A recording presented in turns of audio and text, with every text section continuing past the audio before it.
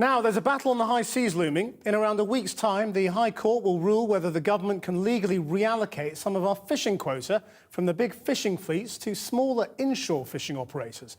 With just 4% of the UK's entire fishing allowance currently going to small boat operators, they argue extra quota is vital to keep them financially afloat.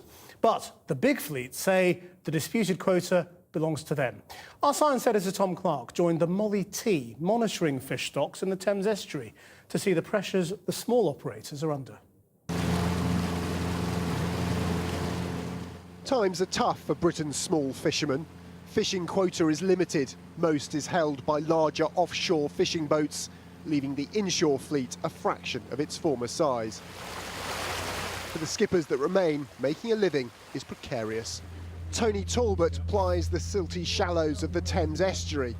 To improve his lot, he's agreed to take part in a scheme to monitor stocks of sharks, skates and rays. The project will provide scientific evidence of what he says he already knows, that rays are abundant here and quotas should be upped. A message he's keen to get across to Fisheries Minister Richard Benyon, who's come along for the ride. This is just one set of nets. I've got another two sets. Economically, is it sustainable? I think it is if we get a proper quota back again. I've had 70 stone of fish here out of one set of nets. It just is unbelievable how close they come in. But even if stock levels are good, small fishermen argue quota levels are far from it. They get to fish just 4% of the UK's entire quota and accuse the government of abandoning them to placate Britain's larger, often foreign-owned fishing fleets. It's a problem the minister has only now admitted publicly. I do think there's a disparity between the sectors. I think it is, in some cases it's overstated, but I do think that there is a job that needs to be done. That's why I've tried to transfer some fishing opportunity from that unused by the larger fishing sector into the coastal fisheries.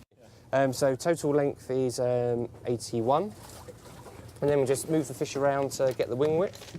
With the nets in, the scientists tag and measure the catch. It's the first scheme to properly assess the levels of thornback ray, sold as skate wing in restaurants.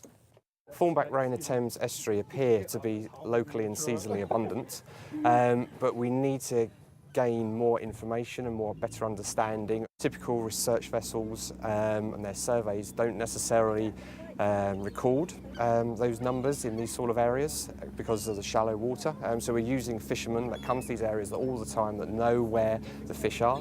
Projects like this one are an important step towards fixing a policy the minister himself has described as broken.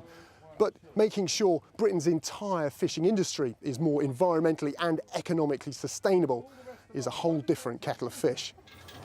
The government's first move, taking a tiny fraction of unused fishing quota off the large fishing lobby and handing it to smaller boats, has landed them in the High Court. Big trawlermen argue it will harm their business. A judgment is expected within days. If the government wins, it could set a precedent for further changes to how the sea's finite resources are allocated.